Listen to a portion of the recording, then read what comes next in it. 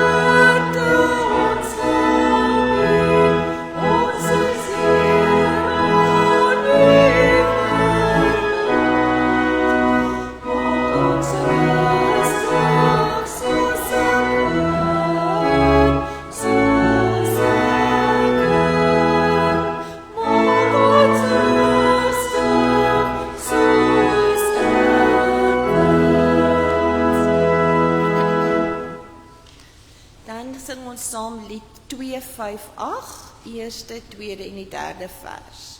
Vreugdevolle tyding.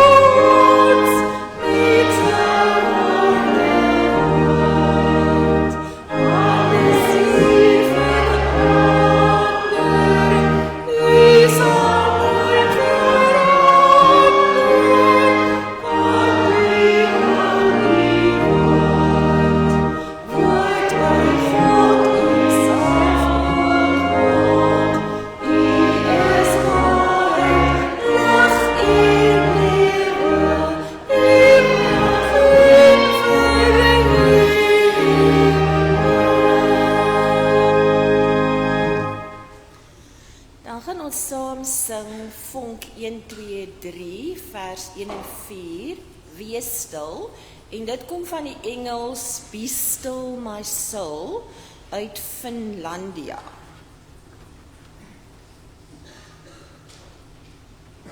Oh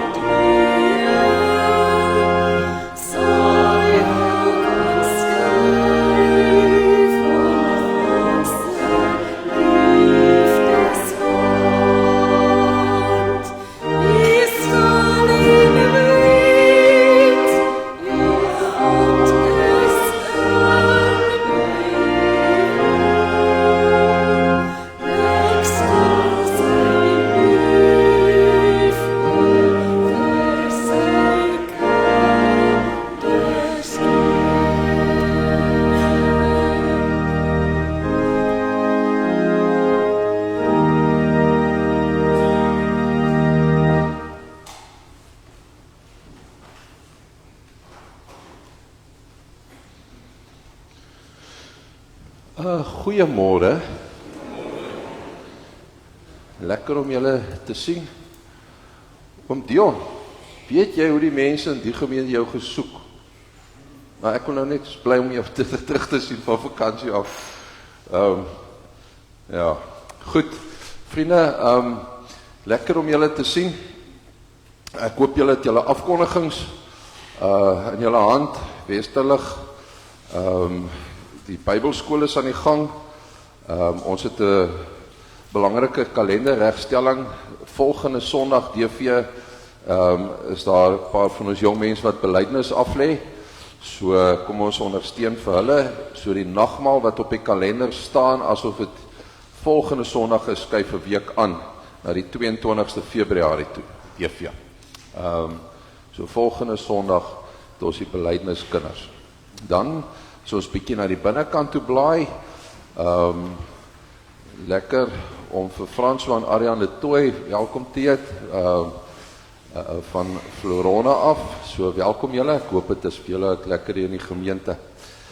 Dan sien ek ons 10de maand of ons spesiale dankoffer is mooi op pad. Ons het nog so 3 weke om by ons mikpunt uit te kom. Mag die Here ons ook die vermoë gee om dit te doen, veral terwille van ons uitreike. Dan aan die agterkant, vriende, as julle sien, daar's 'n nuwe Bybelstudie wat Lydia al as 'n groep begin. Daar is 'n Valentynsdag 'n piknikmandjie te wen. So kyk maar hier by Basie Koffie na die tyd of deur die week voor die 14de kan julle by Kruiskoffie 'n draai maak. En dan lyk dit vir my, dames, die vroue tee, daar is nie meer so baie plekke nie. Maar so julle moet maar kyk, sterk, ja, daar is nog kaartjies beskikbaar, so as jy net bestel het, maak het, en nog nie betaal het nie, maak maar net seker, hulle maak jou bestelling vas, whatever ook al, maar goed, dit beloof 'n mooi oggend te wees. Daar is hier nog iets wat ek moes bybring nie, nee? Ok, dankie. Dankie. Goed, nog iets wat ek moes gesê het, waar is ons nou, waar is my saak gelasig? Ek kan nie die gebeur, nou nog iets, niksie, baie dankie. Goed, vriende, baie dankie.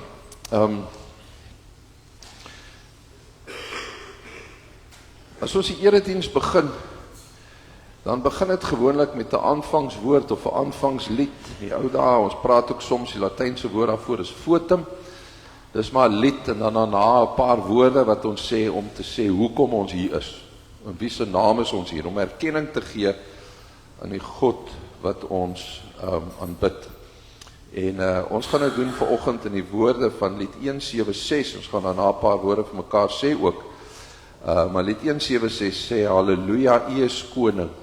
Ons aanbid U in U woning, want U is die Alfa en die Omega, die begin en die einde.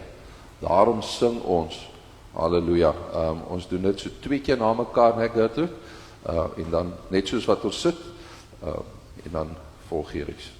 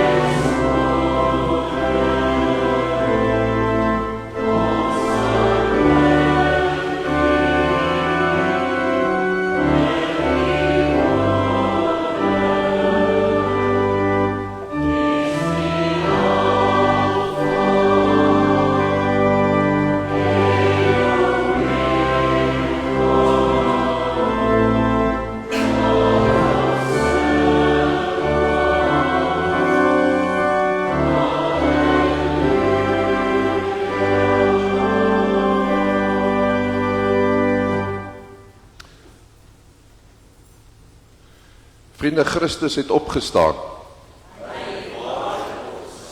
Kom ons sê weer, die Heer het opgestaan. Geliefdes, ons praat so min en ons dink ook baie keer so min aan die teenwoordigheid van die Here. Met die ander woorde, dat hy hier is, by ons is. Nie net hier in hierdie kerkgebou nie, want hy bly mos nie hier nie. Hy is oral in ons liggame, want ons is sy tempels, ons liggame. So kom ons sê vir mekaar, Jesus leef en ons met hom. En daarom genade vir julle en vrede van God die Vader. En van die Seun. En van die Heilige Gees. En daarom gaan ons opstaan en 'n heerlike loflied sing in die woorde van die 205, wat sê, bring lof aan die Vader, verheerlik die Seun, vir liefde, genade, vir ons verlossing en sy steun. Vers 1 en vers 2 staan daar as 'n loflied song.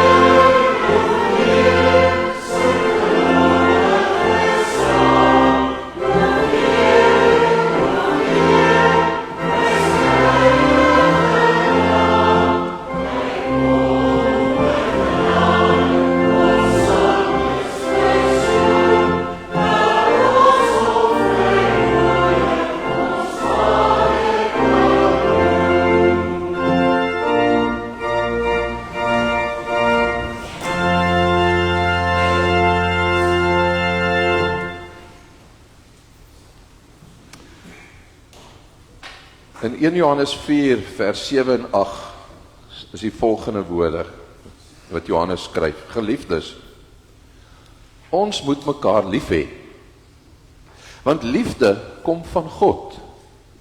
En elkeen wat lief het, is 'n kind van God en ken God. Maar wie nie lief het nie, het geen kennis van God nie, want God is liefde. Dink so 'n bietjie, waar het jy die afgelope week liefde beleef? En dan dank jy die Here daarvoor. Maar dink ook 'n bietjie, waar het ek en jy dalk die kans laat verbygaan om met liefde te dien? En dan bely ons dit voor God.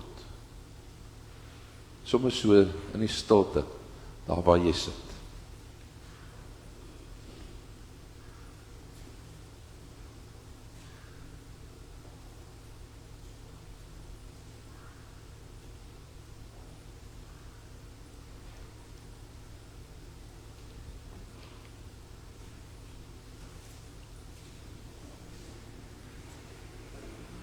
Geliefdes, maar 1 Johannes 4 eindig nie in vers 8 nie. As ons vers 9 en 10 lees, dan staan daar hierin, is God se liefde vir ons geopenbaar. Sy enigste seun het hy na die wêreld toe gestuur, sodat ons deur hom die lewe kan hê. Werklike liefde is dit. Nie die liefde wat ons vir God het nie, maar die liefde wat hy aan ons bewys het, deur sy seun te stuur as versoening vir ons sondes. Wow. Alweer, soos elke dag, soos elke week, Christus se liefde vir jou en vir my, ten spyte van al die twak wat ons aanjag. So kom ons in erkenning, sing somme ook dit vir mekaar. Ons gaan weer staan. Daar is lied 334, is eintlik 'n adventslied wat sê God is liefde. Daarom juig ons harte en ons bedink wat liefde doen. Dat hy ons sy seun gestuur het om ons sondes te versoen. Vers 2 sê hy wat eerste lief gehad het in liefde ons vergeef. Maar dan sê vers 3, deur sy gees laat hy wederliefde spruit. En dan jubel ons in vers 4, soas die Vader in sy liefde die sondaar maak tot kind, mag sy seun al meer gestalte in ons doen en late vind. Mag die wêreld soos wat hulle na jou en my en ons as gemeente saam kyk, en die kerk as geheel meer en meer Jesus in ons sien. Kom ons staan, sing al 4 die verse van die 334.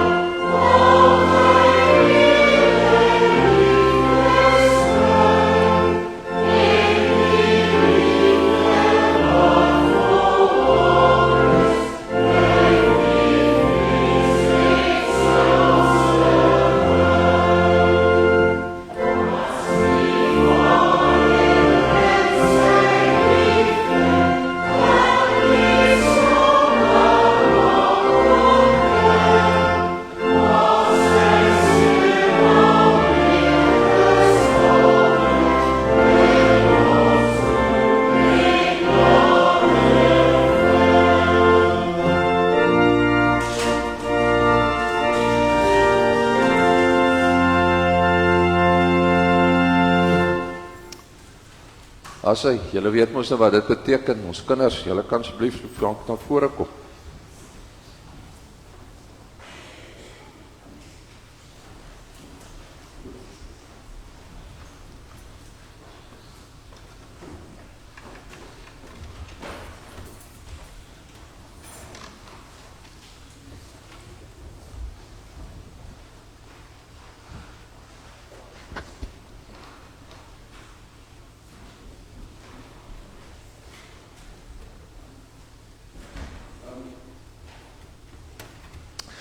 Jy moet 'n bietjie nader kom sit. Kom seuns, kom aan, julle is die groot seuns, julle is nie so bang vir die kleintjies nie. Kom, skuif op. Vandag is 'n spesiale dag. Hoekom? Watter dag is vandag? Sondag. En wat gebeur op Sondag? Ons kom, is kerk, ja, al daai goeders, né? Maar vandag is 'n bietjie ook 'n spesiale dag, nie net omdat ons in die kerk gaan bymekaar kom nie. Dis oom Wouter se verjaardag vandag. So hy mag eers 'n sweetie vandag vat. Uit die dinge sê. So ek het nou gedink, sê weet? Ja, dis hoekom hy lyk soos in Paradise. Dis met die hemp aan. Ja. So ek het nou gedink, Wouter, as jy langs my kom staan, ons wil sommer vir jou lekker sing vanmôre. Ons gaan hom sing, veels gelig, liewe Wouter. Ek het gedink, dis of dit, of daai ander ene, vandag is my verjaardag, ek is 5 jaar oud. En as ek weer verjaar, dan word ek 6 jaar oud. Die Here is so goed, hy vra ons maak my soet, want as ek stout is, kry ek sommer groot teespoed. Maar as weet, jy ken nou dit so, ons gaan nie daai ene vir jou sing, ons gaan vir jou sommer sing lekker verjaar. Kom.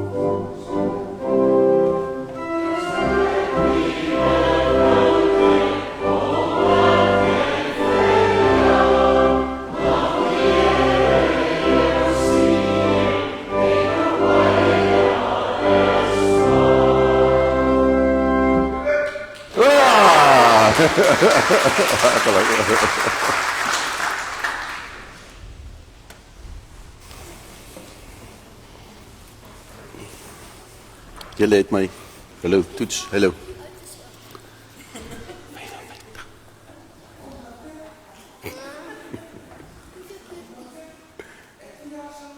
Ernstig?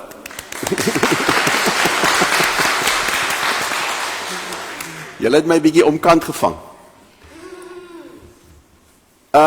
Het julle nou al begin agterkom? Onthou julle 2 weke terug toe ek vir julle begin vra om te kyk na die prentjies wat oom Willie opsit elke week. Nee.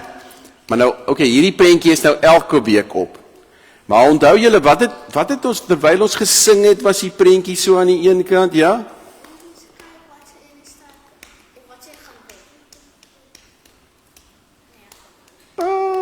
Dit het actually effens te doen met waaroor ons praat. Ek gaan nou iets doen wat julle dalk gaan laat herinner wat se prentjie was daar 'n paar keer op.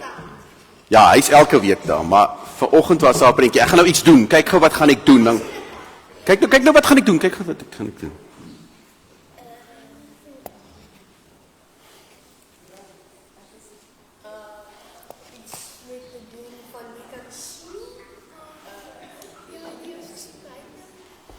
Daar was 'n prentjie van 'n bril gewees. Daar was 'n prentjie van 'n bril. Julle moet nou kyk. Daar is hy. Dankie Tannie. Daar was 'n prentjie van 'n bril en nou gaan julle sien, dan gaan oom Willie weer daarna verwys, né? Wat help 'n bril doen? Ja? Sien, dis reg. As ek hom afhaal dan ja. 5. Nee, 3. Ja, ek het definitief 'n bril nodig. So, weet jy wat?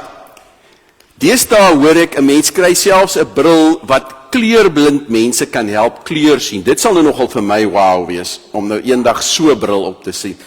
Ek kan kleur sien, maar ek sien nie so baie kleur soos julle nie. So as ek na die reënboog kyk, dan sien ek nie alles. Maar dit sal hom nou wow wees vir my, né? Imagine net dit. Ek sien rooi, ek sien bruin en groen lyk vir my presies dieselfde. Pers en blou lyk vir my presies dieselfde. Ja. So my vrou kies my hemde andersins as daai dae wat julle my hierso sien wat ek so weird lyk, dan sit ek wat self my klere gekies het. Nou, sê gou vir my, hoekom het ons hierdie prentjie? Wat het ons daai prentjie en hoekom het ons hierdie? Hey, nou gaan ons dan weer high five. Dis baie cool. Dis cool, né? Ons kyk in die spieël en ons sien nie op die ou end nie onsself veel sien vir Jesus. Beteken dit regtig dat ons soos Jesus lyk? Nee, wat beteken dit? Wat beteken dit, ja? Dat ons so vol liefde raak soos Jesus raak, né? Dat ons ook so baie begin omgee vir ander mense soos wat Jesus vir ander mense omgee. Nou sê gou vir my, nou kom jy by die skool. En nou is daar mense by die skool wat die lelikste, slegste goed van mamma en pappa sê. Regtig lelike goed. Nee, hulle sê sommer, weet jy wat, jou ma so lelik, as sy in die spieël kyk, dan breek die spieël. Nee, dit is snaaks. Maar hulle sê regtig lelike goed, jou pa is so swak, hy kan nie eens 'n muur optel nie. Nee. Maar dink net gou by jouself, jy kom nou daar by die skool en hulle sê die lelikste goed van mamma en pappa. Ja, hoe laat het 'n mens voel?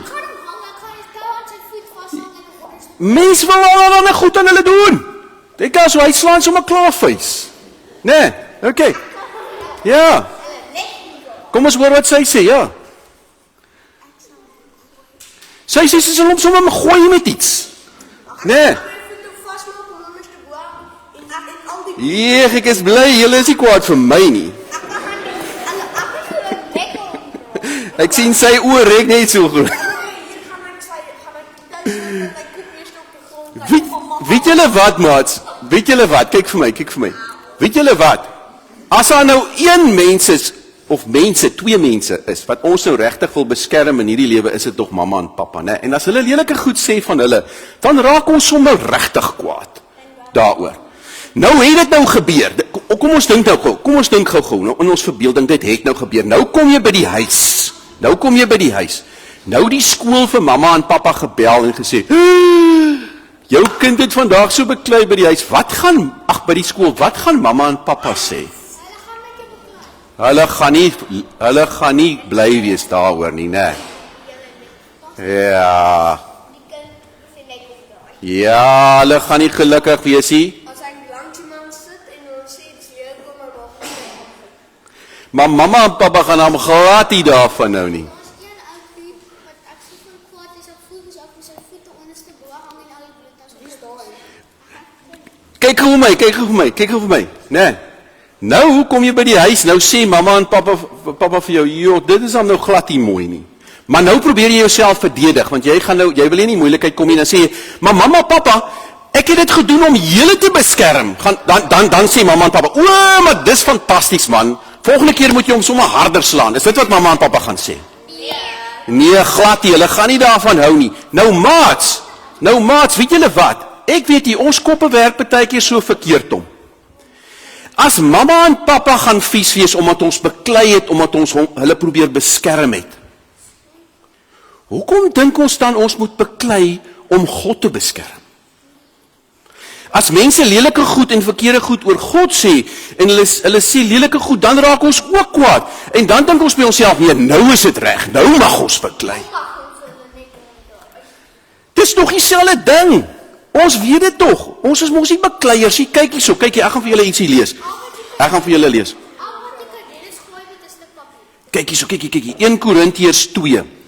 Onthou julle, ons het mos Afrika, en dan het ons Europa, en tussenin is daar so 'n stukkie see, die Middellandse See. Daar in die Middellandse See, daar's 'n landjie, of 'n dorpie, hulle noem dit Korinte, en die Korintiërs bly daar, en oom Paulus het vir daai mense van Jesus gaan vertel. Nou skryf hy vir hulle briewe, en 2 van daai briewe is binne in die Bybel. Ons noem die 1 Korintiërs en ons noem die ander 2 Korintiërs. Nou staan daar in 1 Korintiërs 2. Kyk wat sê Paulus. Hy skryf nou vir hulle 'n brief. Nou sê hy: "Toe ek na julle toe gekom het, het ek nie met hoë woorde of groot geleerdheid gekom het. Ek het nie gemaak asof ek slim is nie. Ek het nie na julle toe gekom om met julle te stry oor goed nie. Ek het nie gemaak of ek slim is nie. Ek het geweet hoe swak ek is. Ek het geweet hoe bang ek is. Ek was huiwerig, ek was baie versigtig. Ek het met julle net oor Jesus gesels. En kyk wat gebeur toe. Hy het niks gedoen nie. Hy het nie ingekom en met hulle gestry nie. En julle moet verstaan, maats, kyk vir my. Het julle geweet, daai mense daar in Korinte het 'n verskillende gode aanbid. En hy kon daar ingehardloop het en hy kon vir hulle gesê het, weet julle wat, julle is verkeerd. Julle het nie die regte God nie. Kyk bietjie wat kan my God doen. Wys my bietjie wat kan julle gode doen. Wys my bietjie, dan wys ek vir julle wat my God kan doen. Hy het nie so ingehardloop nie. Hy het nie so gedoen nie.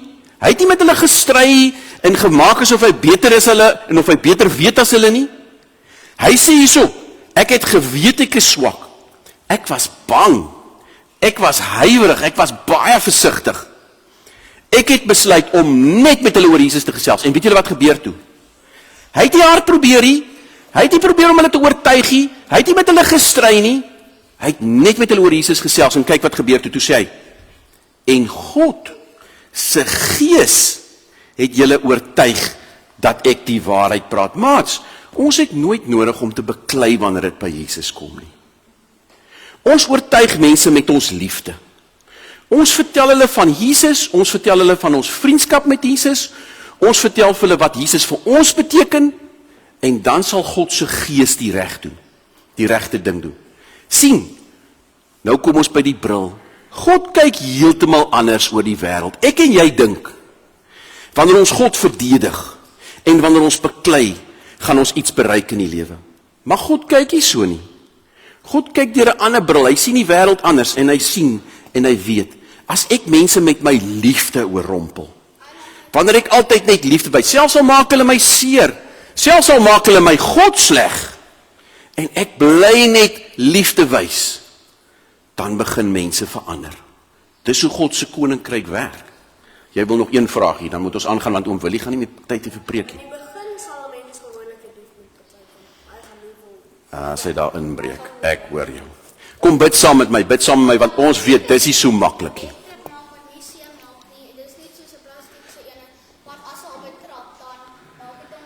Dit begin nou al 'n beter plan raak. Ja, dit begin al 'n beter plan raak. OK, kom ons bid saam. Here Jesus, dit is nie altyd so maklik nie. As mense lelike goed van mamma en pappa sê, dan is ons onmiddellike reaksie om terug te beklei. As hulle lelike goed van u sê, dan is ons nog erger gereed om terug te beklei. Maar help ons asseblief om in daai oomblik, wanneer ons so kwaad raak, te onthou dat ons nie die wêreld gaan wen vir u deur te beklei nie. Maar dat ons die wêreld wen deur net aan te hou lief te wys en dat u self die mense sal oortuig dat ons die waarheid praat en die waarheid vir hulle wys. Amen.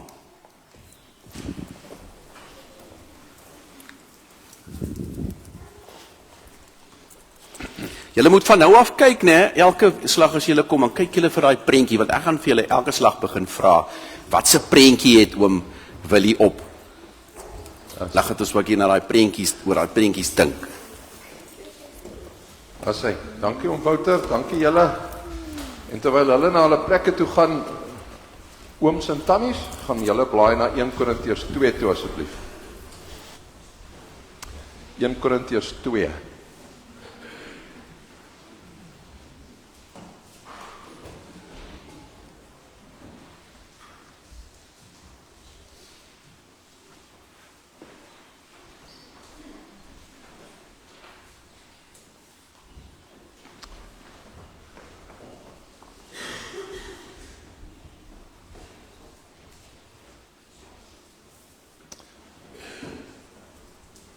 Kom ons maak ons oogies toe, terwyl die woord so voor ons oop lê. Here, ons het elkeen sit hier met 'n ander storie oor hoe ons vanoggend hier in die kerk beland het. Party van ons het maar opgestaan uit gewoonte uit en is maar weer hier. En al is dit 'n gewoonte, Here weet ons is dit ook 'n goeie gewoonte, want daarin is ook 'n stuk getuienis vir die mense wat rondom my is. Verander het ons verlang na iets of iemand en wil ons maar graag ook hier wees. Het dalk iets swaar op die hart wat op ons druk. Ander wil dalk sommer net gekom het omdat hulle vir u wil dankie sê vir dinge wat in hulle lewe aan die gebeur is. Wat ons storie ook al is, maak nie saak nie. U het vir elkeen van ons 'n boodskap.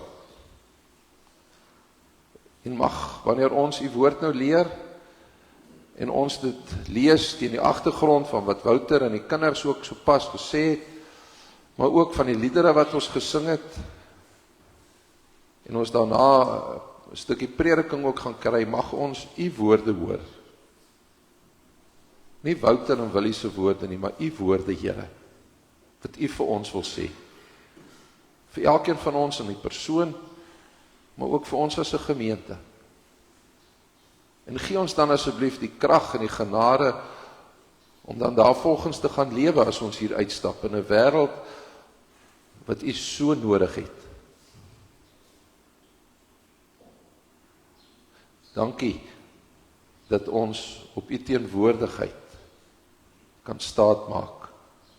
Nie omdat u hier in hierdie kerk bly nie, maar omdat u juis daar is waar u kinders is. Amen.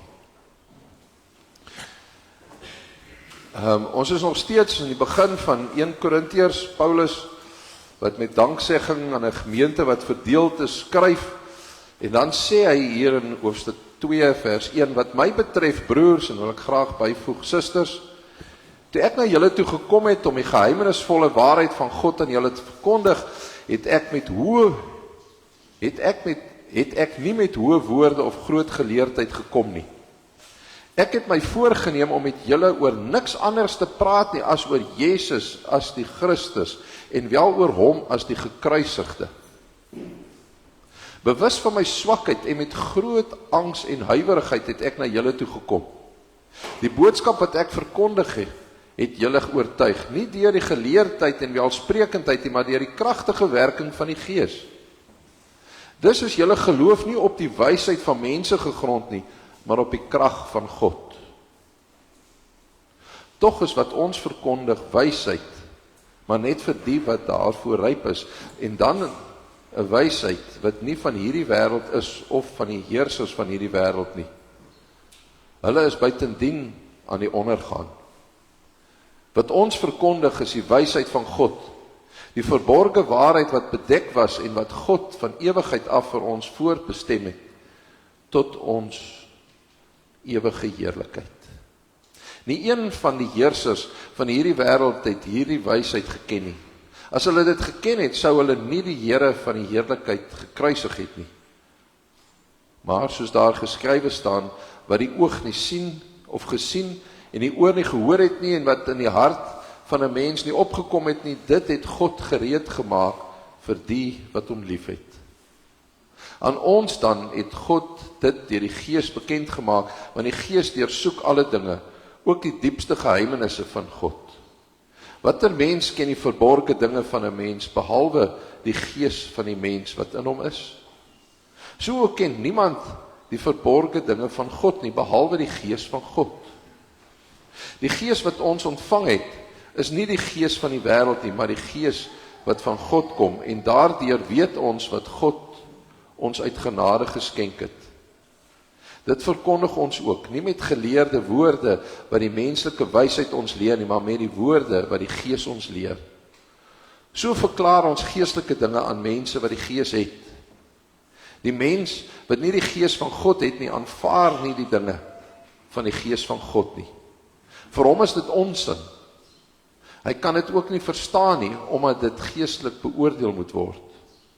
Die mens wat die Gees van God het, kan die waarde van alle dinge beoordeel, maar self kan hy nie deur geen mens, kan hy deur geen mens beoordeel word nie. Daar staan geskrywe, wie ken die gedagtes van die Here? Wie sal hom raad gee? Maar ons het die Gees van Christus. Vriende, die afgelope tyd, ek weet nie wie vir julle ook maar lees in die media en ook oor die wêreld hier nie, praat mense, miskien nou nie die woord militante kerk nie, maar hulle praat al hoe meer van Christene wat moet opstaan en vir God moet veg vir die waarheid. Wat bereid moet wees om hulle geloof met mag en krag te beskerm. So mooi daarna ook luister, is dit maar skokkende taal. Maar dit is nie vreemd nie. Hoe gereeld het ek nou nie al in my kort lewe gehoor, ek keer nou nie geweld goed nie, maar kyk 'n bietjie hoe toegewyd is daai mense vir hulle geloof. Kyk hoe veg hulle vir hulle geloof. En iewers het ons begin dink dat God ons verdediging nodig het.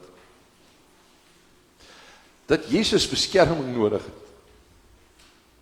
Dat die evangelie net sal oorleef as ons hard genoeg skree, slim genoeg redeneer of sterk genoeg terugveg. Maar hier kom nou die ongemaklike waarheid. 'n Mens kan vir Jesus opstaan op 'n manier wat glad nie soos Jesus lyk nie. Kan ek dit weer sê? 'n Mens kan vir Jesus opstaan op 'n manier wat glad nie soos Jesus lyk nie. Sien, waar Jesus dien, wil ons beheer. Waar Jesus weier om geweld te gebruik, daar wil ons oorwin. Waar Jesus sag en nederig is, wil ons hard en selfversekerd wees. En dis presies in hierdie spanning wat Paulus aanspreek vandag in 1 Korintiërs 2. Paulus maak 'n ander soortige keuse. Hy sê swakheid in plaas van mag. En Paulus weet waarvan hy praat. Hy was self iemand wat vroeër gedink het, ek moet God beskerm, ek moet vir God opstaan. Hy het self met geweld vir God verdedig, as julle dit kan onthou. Hy het Christene vervolg, het hulle in die tronk gegooi, was 'n harde ou. En hy was oortuig hy doen die regte ding, totdat hy vir Jesus Christus op die pad na Damaskus ontmoet. En die lig vir hom letterlik opgaan. En in daai ontmoeting op die pad na Damaskus verander alles vir Paulus. Maar nou skryf hy vir 'n verdeelde gemeente. 'n Gemeente soos ons in die vorige 2-3 weke gehoor het, wat sê, party sê ek kies vir Paulus, ander sê ek kies vir Apollos, en ander sê vir Cephas, die ander woord vir Petrus. En dan ander ouens wat self sê, maar ons kies net vir Christus. En nou skryf hy vir hierdie ouens. Hy het die ou wat die hardste gewerk het vir hierdie gemeente, wat die gemeente gestig het, in die begin. Maar in plaas daarvan het hy sy geleerdheid gebruik, en sy gesag as stigter van die gemeente, of sy welsprekendheid, doen Paulus hier iets verrassends. Hy kies broosheid. Lees weer saam met my vers 2, 1 en 2. Hy sê, toe ek na julle toe gekom het, broers en susters, het ek nie gekom met hoë woorde, of 'n groot geleerdheid nie. Ek het my voorgeneem om met julle oor niks anders te praat nie, as oor Jesus as die Christus, en wel oor hom as die gekruisigde. Dis waaroor dit gaan, geliefdes, Jesus Christus, die gekruisigde. En dan gaan hy een stapie verder in vers 3, hy sê, maar dan, ek was swak, ek was bang, ek was bewerig en huiwerig. Glad nie taal van oorwinning nie. Dis nie 'n militante kerkie. Maar Paulus weet, God werk nie deur mense mag nie. Hy werk deur die Gees. Ek is redelik seker wat hom geïnspireer het, is die woorde van Sagaria 4 vers 6, as julle dit uit die Ou Testament het kan onthou. Nie met mag en krag sal julle slaag nie, maar deur my Gees, sê die Here die Almagtige.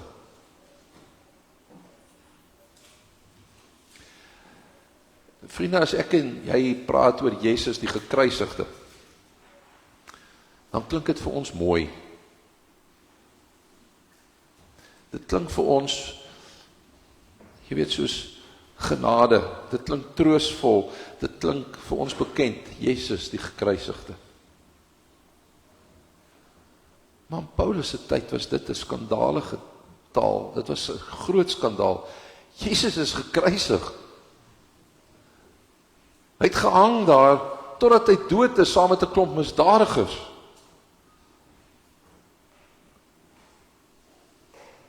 Dis 'n skande. En dit het geen sin gemaak vir die Grieks-Romeinse kultuur nie, want vir die Grieke en die Romeine, vir hulle het dinge gegaan oor sukses, oor status. Gaan kyk 'n bietjie mooi na die prentjies van daai tyd, en die stories. Krag en oorwinning. Daaroor het die Olimpiese spele gegaan. Kom ons kyk wie is die vinnigste en die sterkste. En vir die wêreld kom gee God 'n gekruisigde Christus. Dis mos nou dwaasheid, swakheid, mislukking. En tog sê Paulus, dit is die hart van alles.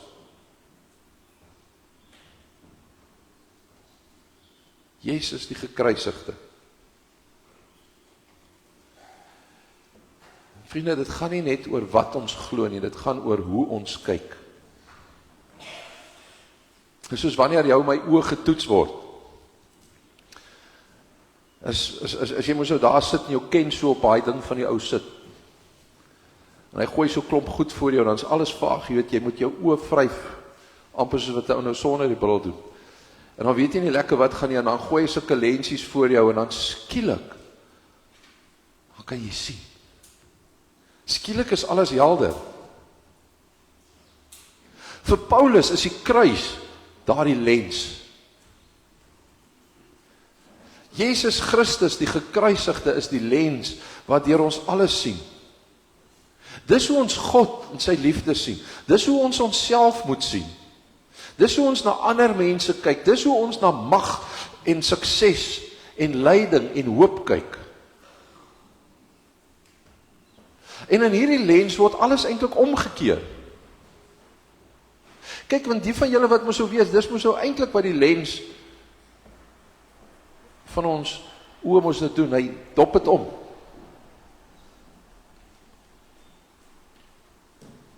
Swakheid word die kragtige dade. Diens wek gesag. Selfprysgawe word die oorwinning. En liefde word sterker as geweld. Vriende, die kruis is nie net die teken van vergifnis nie. Dis 'n lewenswyse. Kan ek dit weer sê? Die kruis is nie net 'n teken van vergifnis nie, dit is ook jou en my leefwyse. Daarom sê Jesus, jy moet jou kruis opneem. Kom ek probeer dit met 'n prentjie of 'n storie vir julle illustreer. Daar was 'n seentjie met 'n jong seun met die naam van Lukas. En Lukas was verskriklik mal oor vleers. Och, hy was vreeslik, as iemand 'n vleer of 'n kuit gehad het, het hy gehardloop om te gaan kyk. En so het hy uit die aard van die saak ook begin in wens dat hy ook 'n vleer kan kry. En eendag toe kry hy 'n splinter nuwe mooi vleer en hy's baie trots daar na die parkie toe daar in die omgewing waar hy gebly het. En die ander kinders het kom kyk en hy was baie beïndruk en hulle was ook beïndruk oor hierdie mooi kleurvolle vleer wat hy het. En die wind het begin waai en Lukas het sy vleer in begin laat opstyg. En sy ma het hom gehelp, het gehardloop en het begin kyk en die vleer vlieg mooi. Maar toe skielik, soos wat dit maar baie keer in die stad met geboue ook gebeur, kom maar 'n rukwind om die geboue deurgejaag. En die wind ruk aan hierdie vleer en nou Lukas het probeer vashou aan die vleer, maar die tou gly gewoon deur sy hande. Al hoe verder en hy kry trek so hard as wat hy kan. En in die geruk en die pluk en in die wind se gesukkel, duik hierdie vleer toe binne in 'n doringboom in. En die ander kinders raak aan die lag en sê, ja, jy moes harder getrek het. En dis wat gebeur as 'n man nie sterk genoeg is nie. As jy te vroeg al begin kuitvlieg. En Lukas voel agter sy oë dit warm word, want hy wil skree. Hy wil sê, maar dit is mos nie my skuld gewees nie. En hy wil so graag iemand anders beskuldig. Maar hy's toe nou, maak hy stukkende vleer by mekaar en hy's terug na sy ouma toe. Ouma in haar wysheid sê toe vir hom ook, maar leer ook vir hom, maar nie alles wat gebreek is, Lukas, is verlore nie. En daai aand sit hulle daar om die kombuistafel, Lukas en sy ouma. En hulle het gom en tou en hulle begin die geknakte stukkies hout begin hulle weer aan mekaar plak. En die skeertjies ook met 'n paar plakkers. En met knope het hulle ook die tou geknoop en allerlei goed. En vra hy vir ouma, maar is daar nie 'n manier van 'n nuwe ding kry nie? Ouma sê nee, kan ek weer vir jou sê, 'n gebreekte ding is nie noodwendig 'n verlore ding nie. En so sou Lukas toe nou maar die volgende dag met sy geplakte, gelapte vleer terug. En die wind het weer begin waai en kinders het hom gespot oor sy ou gelapte vleer. Maar wonderlike ding gebeur. Ten spyte van die plakkers en die knope en die skere, het die wind Lukas se vleer gevat hoër as enige van die ander kinders sin ooit gevlieg het. Nie omdat dit mooier was nie. Nie omdat dit nuwer was nie. maar omdat dit op meer buigsaam was. Nie meer so styf nie. En selfs ligter, omdat daar minder materiaal aan was. En een van die kinders vra vir Lukas, hoekom vlieg jou stuk in 'n vleer hoër as ons in?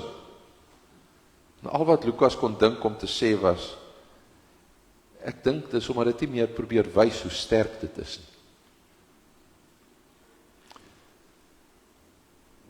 En so moet ons ook na die kerk kyk, sê Paulus vir ons. Ons dink ons moet sterk wees vir God. Reg. Oorwinnelik. Onoorwinnelik. Maar Jesus wys vir ons iets anders. Aan die kruis lyk Jesus swak en gebreek en klaar. Dis juist daarin waar God se grootste krag gelê het. Paulus sê, as ek swak is ek eintlik sterk. Want God werk nie die meeste met jou en my en ons as gemeente se perfektheid nie. Maar hy werk ongelooflik baie met ons gebrokenheid. Ons gebrokenheid wat ons in sy hande plaas. Soos Lukas se vleer, kan God ons gebreekte plekke gebruik om ons hoër te laat vlieg, as wat ons ooit self kon. En soos mooi dink, het God nog altyd so gewerk. Onthou jy vir Moses? Hy kon nie goed praat nie. Jesaja het onrein lippe gehad. As jy met die boere gemeenskap praat, of ouens daar by die hawe, dan sê jy dalk verstaan. Jeremia was te jonk. Die disippels self was vissers. En Paulus, hy was bang, hy was onseker en hy was broos. Maar as Paulus sy volgende brief, of sy tweede brief, wat dalk sy derde brief, maak my saakie, vir die mense Korinthe skryf, dan skryf hy in 2 Korintiërs 12, sê die Here vir hom, Paulus, my genade is vir jou genoeg. My krag kom juist tot volle werking wanneer jy swak is. Ons swakheid keer nie die Gees se werk, die geliefdes. Ons swakheid maak eintlik ruimte vir die Gees en vir God. Dis hoekom Paulus dan in 2 Korintiërs 12 vers 10 kan sê, as ek swak is, dan is ek sterk. 'n kruislens as bril verander hoe ons leef. Want sterk is dien swak is. Liefde word belangriker as kennis. Eenheid word belangriker as my eie voorkeure. Getuienis is belangriker as argumente. Kan ek dit weer sê, dit is nie argumente wat mense oortuig nie, dis God se Gees wat iemand oortuig om 'n Christen te word. Daarom waarsku Paulus vir ons, dis maklik dat ons moet dink, ons moet slim redenasies en mooi woorde sal getuig. Hoeveel mense het al gesê, ek kan nie getuig nie, want ek is nie slim genoeg, ek het nie al die kennis nie, daarom stuur ons dome nie. Ag, foei tog, die ou sukkel ook maar.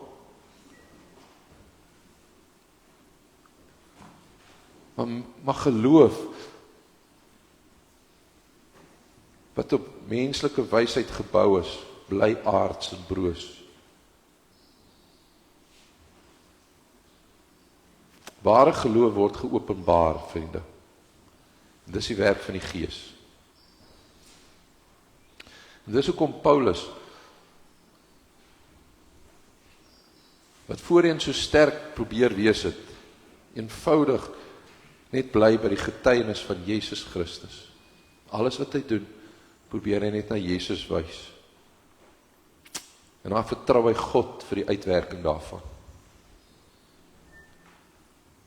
Ons taak is nie om God te verdedig nie. Ons taak is om getuies te wees. Hierdie is die laaste Sondag van Epifanie, die tyd na Kersfees. En waarvoor staan Epifanie? Epifanie vier ons dat God homself openbaar. En ons het gesien, hy openbaar ons in liefde, homself aan ons in liefde, in deernis en in sy nabyheid. Een van die ander leesroostertekste vir vandag is Jesaja 58, is die eerste 9 verse. En daarin herinner die Jesaja skrywer dat God se wyse verander hoe ons leef. Want ware aanbidding, sê die Jesaja, gaan oor die sorg vir die swakkes en breek met die gees van hierdie wêreld. Ons kan God se wil nie onderskei sonder onderdanigheid aan sy gees nie. En onderdanigheid aan God se gees vra waagmoed. Dit vra dat ons die waansin van die evangelie sal vertrou. Waansin. En die waansin van die evangelie sê redding kom deur vernedering aan die kruis. Lewe kry ons deur sterwe. Oorwinning in 'n kruis. God het nie 'n militante kerk nodig nie. God soek 'n kruisvormige kerk. 'n kerk wat nie skree nie. 'n kerk wat getuig. 'n kerk wat nie oorheers nie, maar 'n kerk wat dien. 'n kerk wat nie op eie wysheid staat maak nie, maar op die gees. So my liewe broer en suster, mag Jesus Christus, die gekruisigde, die lens wees waardeur ons alles sien. En mag ons in ons swakheid ontdek hoe sterk God werklik is. Here, leer ons, soos wat U in die bergrede vir ons geleer het, Jesus, om afhanklik van U te wees. Om soos Paulus ons vandag leer, om maar ons broosheid en ons swakheid tentoon te stel.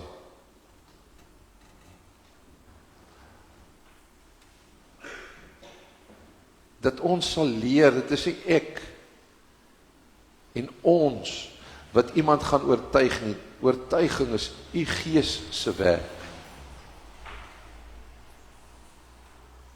So weer, help ons om ons te weerhou dat as iemand ergens in die koerant of op Facebook of waar ook al iets godslasterlik sê, ons hulle nie sal uithaal en sal aanspreek en vir U sal opstaan nie.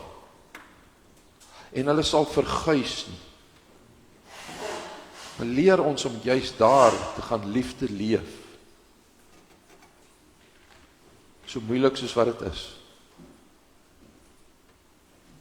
Leer ons om, soos ons verlede week ook gehoor het, juis 'n plek te wees waar mense in hulle gebrokenheid veilig voel. Here, ons is vir U baie lief. Mag wat ons sê en doen dit vir die wêreld wys. Nie omdat ons dink, en nie omdat ons hier in Bellville so oulik is nie, maar omdat U so liefdevolle God is. Mag die wêreld, deur wat ons sê en doen, vir U sien. En mag U alle eer en alle heerlikheid ontvang wat U toekom. Amen. Kom ons dien die Here met ons offergawe.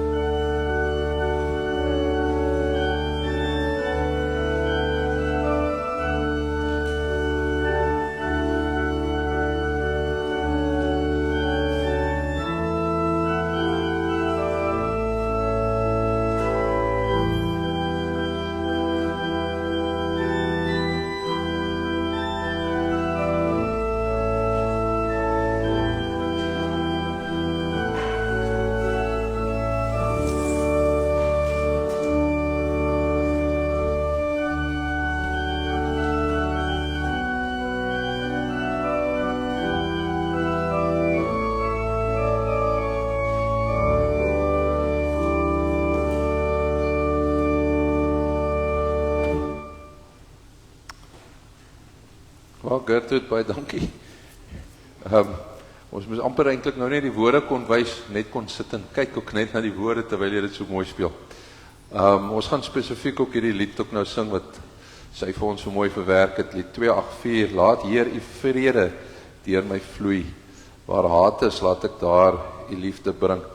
As ons dit klaar gesing het, bly ons staan vir die seën en ook die wegsendingslied, en kom drink asseblief saam koffie, hier by Wasie Koffie in Kruiskoffie, terwyl ons vir ons kinders wag by die Bybelskool, en as jy nog wil saam gaan Malawi toe, kom praat met ons, as jy enigiets wil weet, ons kuier sommer lekker daar saam, praat sommer op so 'n bietjie oor alles en nog wat, daar by die koffie, en ons ondersteun mekaar. Kom ons staan, sing lied 284, al die versies, laat Heer die vrede deur my vloei, ons bly dan staan, tot vir die seën en die wegsendingslied.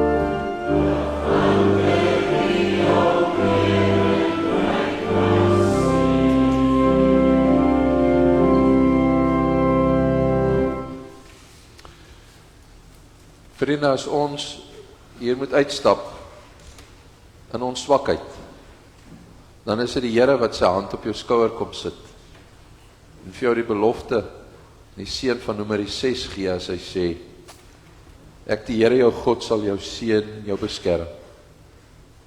Ek die Here sal tot jou redding verskyn en jou genadig wees. Ek die Here sal jou gebede verhoor en aan jou my vrede gee tot in alle ewigheid. Amen. Oh